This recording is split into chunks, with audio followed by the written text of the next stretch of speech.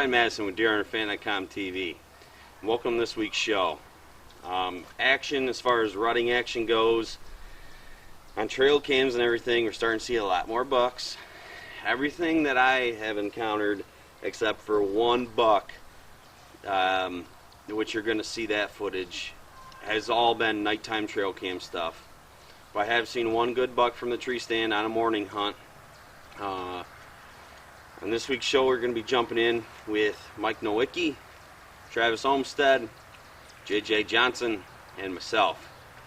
And we're getting close. I mean, the trail cam action, even though at night, what I've been seeing, really has picked up, especially in the scrape where I put the Antler Ice scents. Since I put that there, it seemed to trigger it, and bucks have been hammering that scrape. It went from being about this big around to about the size, the length of a dinner table now.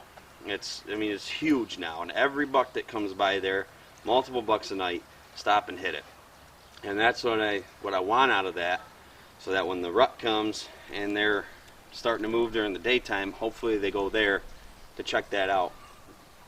But I just got done shooting my bow, and I'm going to get ready to go sit.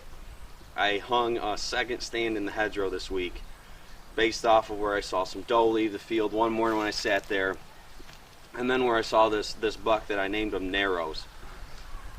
You'll see why. He's not that wide, but he's a really nice buck, I think. I gotta get a better look at him. I don't have trail cam pictures of him, believe it or not. But I hung that second stand there. That stand's a lot better for wind, I feel, than the hedgerow stand. The hedgerow stand does still have its purpose and will come into play a lot more.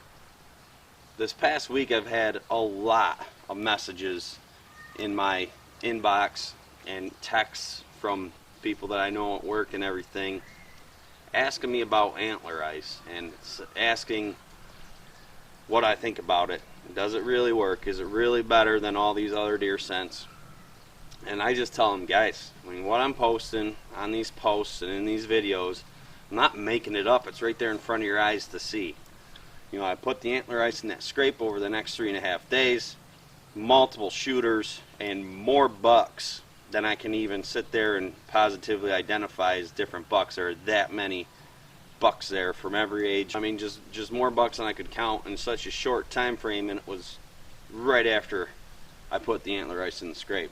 I'm not lying about that. I'm not making that up. So, and with the doe that I killed, with the vanilla doe, she caught that wind track and came right in. And I've been using that vanilla doe now almost every time out as a cover scent for a backup for the direction that the wind's blowing.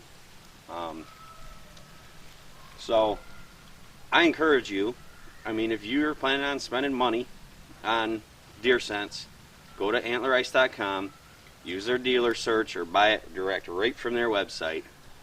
If you're going to go buy it anyways, buy their stuff, try it.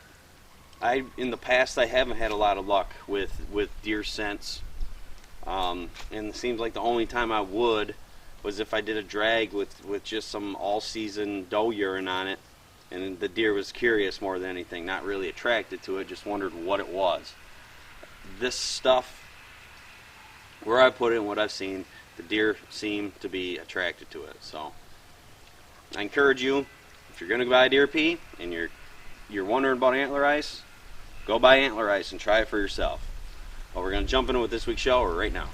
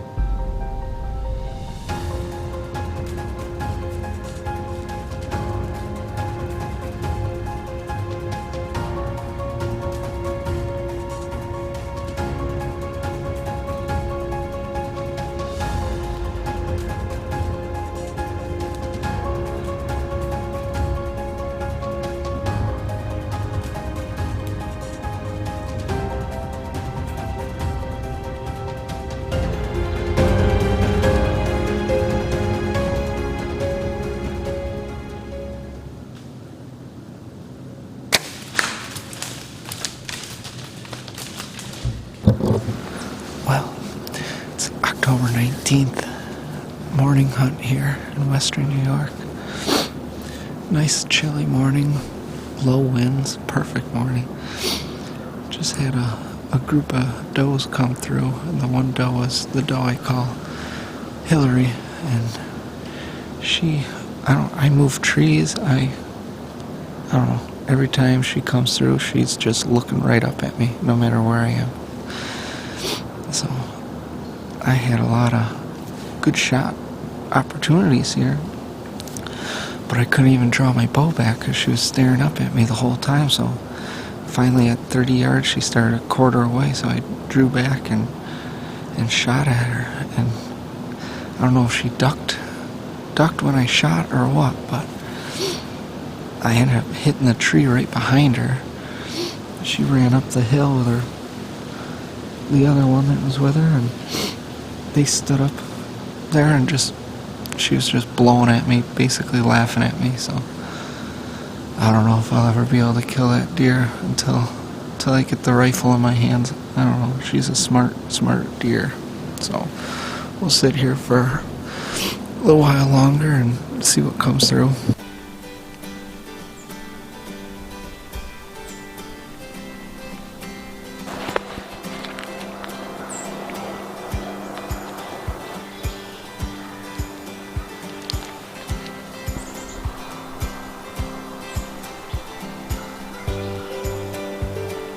Well, it's October 21st. Man, it's warm today. It was 72 degrees my truck said on the way in, so it feels more like July, not October. But we're still hunting, a little windy. We got a front moving in tonight. It's supposed to cool right down. Some rain tomorrow, so hopefully these deer are on their feet, getting some food before the storm. Got Garrett here. He's hunting for buck, doing some doe management. On the same property I was last night. I seen a bunch of deer right on the field.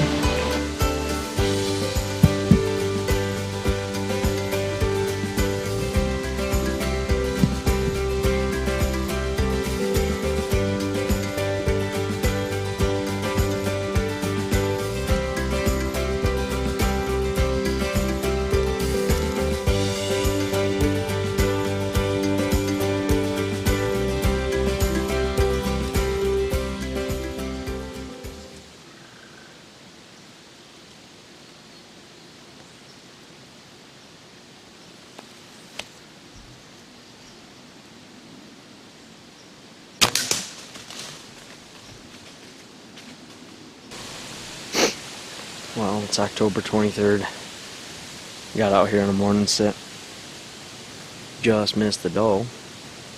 Seen a really nice buck, but as you can see in here, it's just so thick.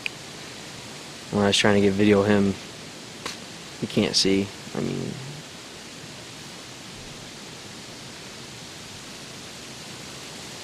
not a bad morning though for only being able to hunt like 5 times now, so that's okay. I shouldn't have shot at that doe anyway. She was really amped up. I rushed. The wind was blowing right at her.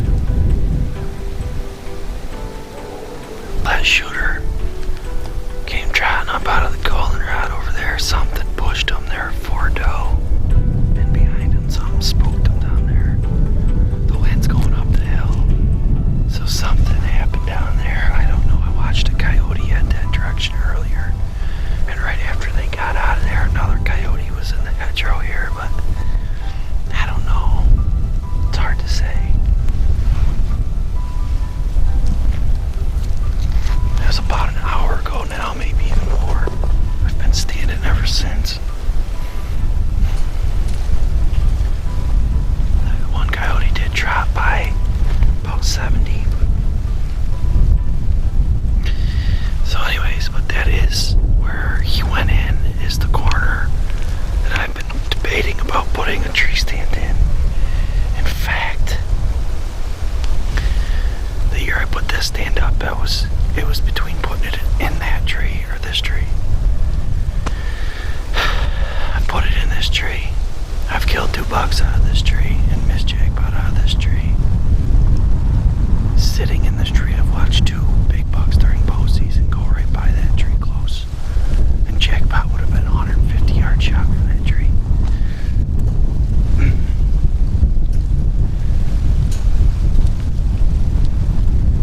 So now I'm just really, I think I'm gonna go put a latch on in that stand.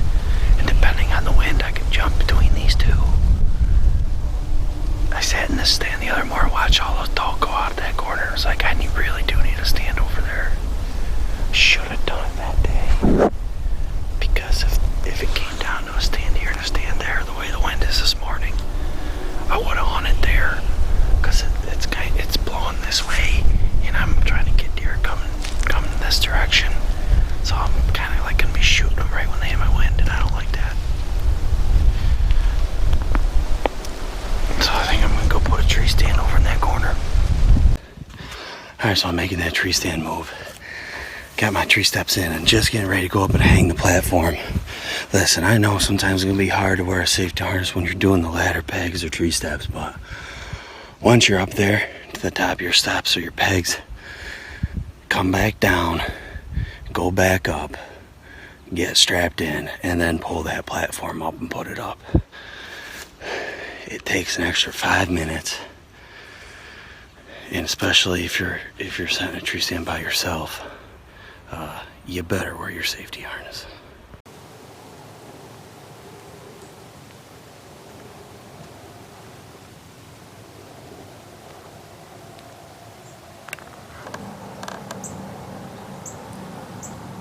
So, as you saw, Mike and Travis both had opportunities at doe and it didn't work, and right before Travis got shot that doe, he had that nice buck go by.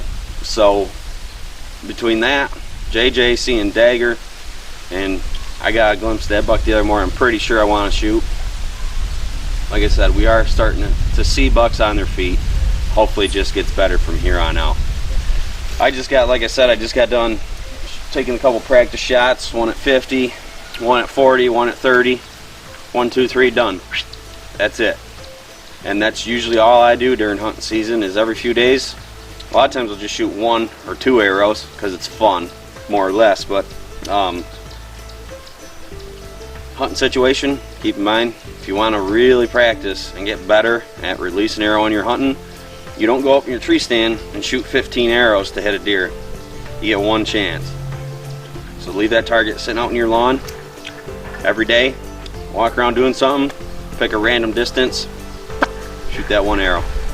I'm Brian Madison with DeerHunterFan.com TV. I'll see you next time.